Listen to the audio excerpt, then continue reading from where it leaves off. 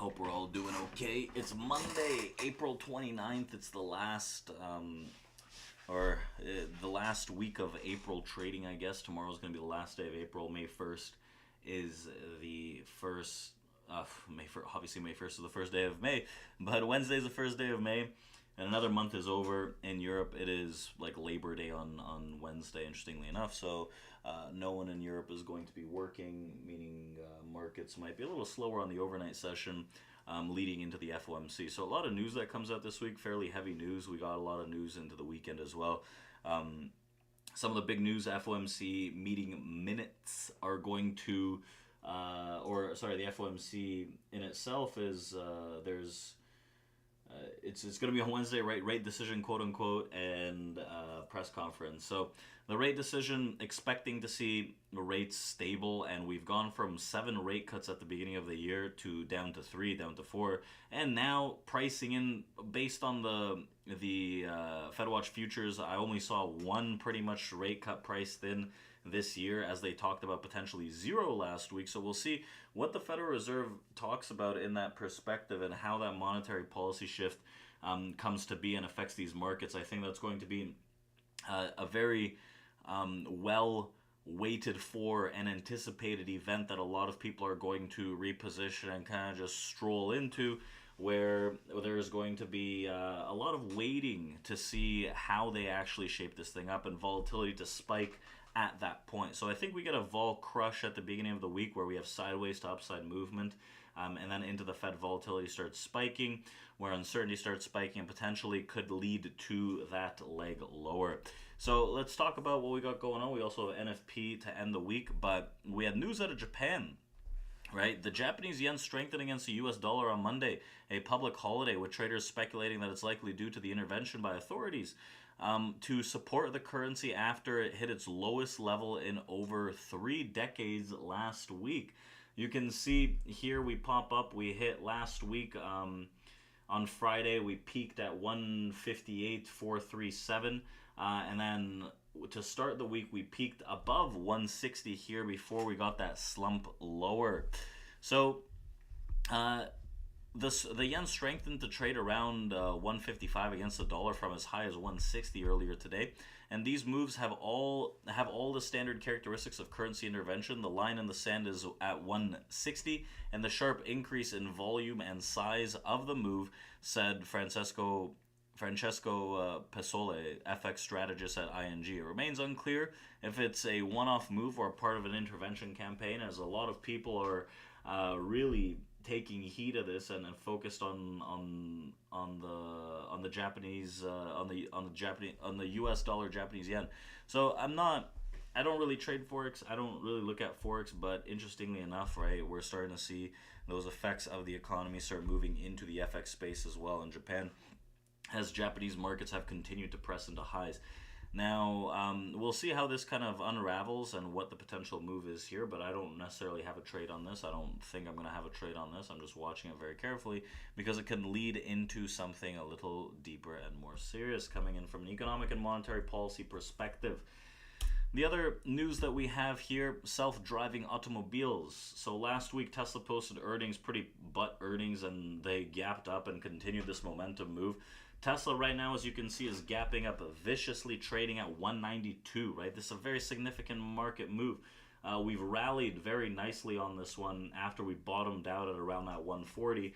And pre-market, we're up very, very heavily here, right? We're up about 14.5% with the expected continuation on this. So it's steadily moving ahead with its plans to roll out the self-driving technologies in China, reportedly reaching a deal with Baidu to access the local search giant's mapping license for data collection on Chinese roads. Baidu is expected to also provide its lane-level navigation system to Tesla, and the news sent shares of Tesla jumping around, you can see, about 15% before the bell, while Baidu's ADR soared close to 6-7%. To note, both companies are already in a partnership, right? They already have a partnership under the automakers' vehicles. Use the Chinese company's navigation map in China. So Musk in China, the last agreement was a result of Tesla CEO's Elon Musk's trip to China, where he met with Chinese Premier Li Qiang, and other officials just over a week after the billionaire canceled his planned trip to India, citing very heavy Tesla obligations.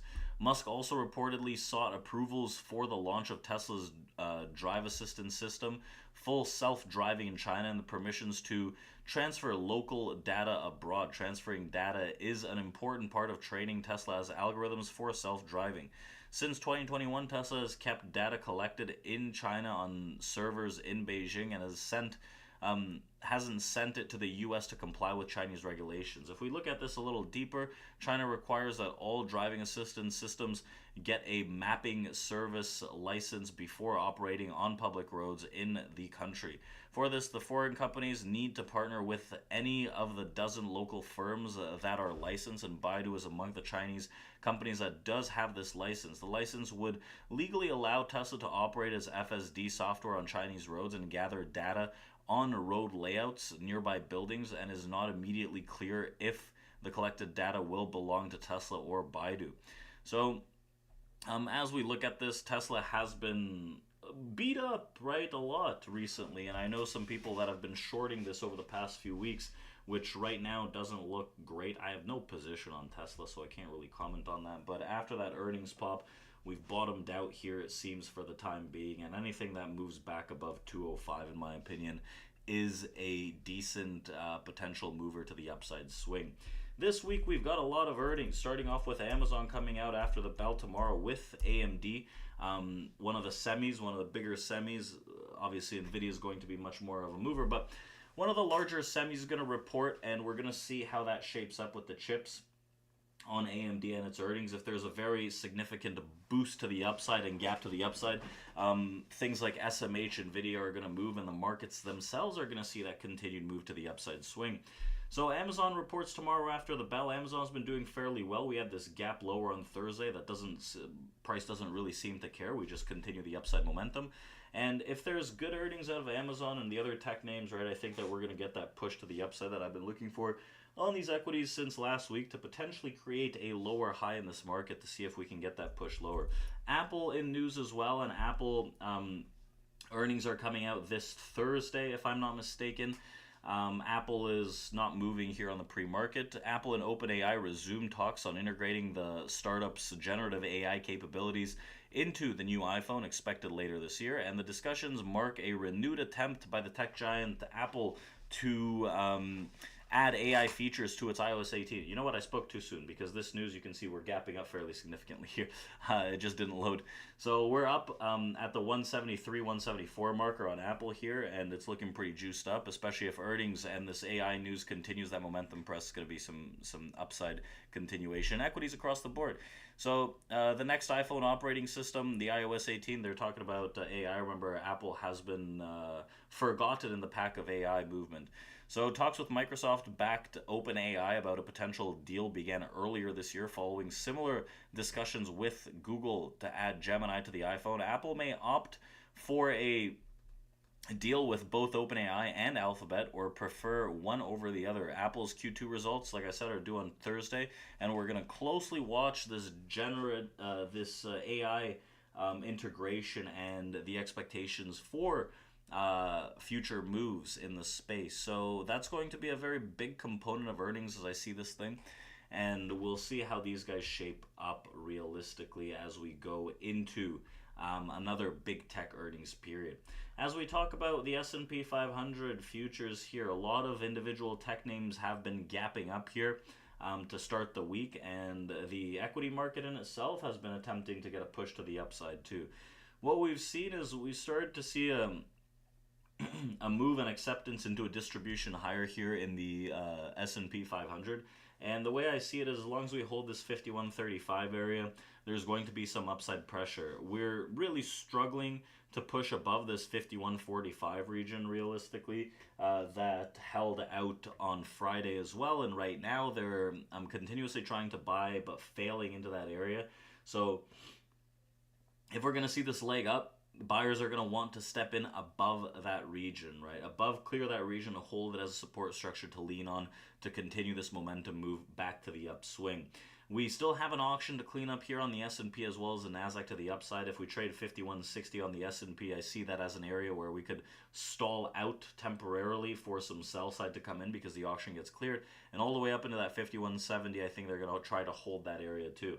If we get up into that 5200 by Wednesday, I think that marks a lower high here that markets might start reversing against. But as we've seen, even pre-market today, even last week, it's been very difficult for prices to accept and continue on the buy side, right? The buy momentum, the strength on the bid isn't that strong realistically, so we're going to have to see these bulls really prove themselves in the course of the next 2 days before we get into the FOMC. So even though I lean slightly bullish based on what we see right here, that can quickly change at the drop of a hat because the momentum on the buy side hasn't been anything of great importance realistically over the last few weeks here.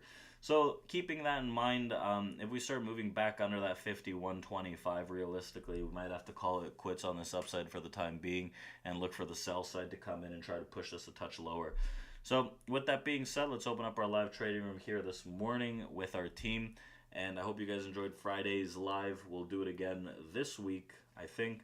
And we'll see you guys in our room. Check out community.tradeproacademy.com, our free Discord there. There's a lot of information, a lot of videos that you can access as well as resources. And let's open up our live trading room. I'll see you guys there. We'll do it again tomorrow, and we'll get ready for the FOMC midweek this week. Take care, everyone. Have a great start to the week. Earnings continue.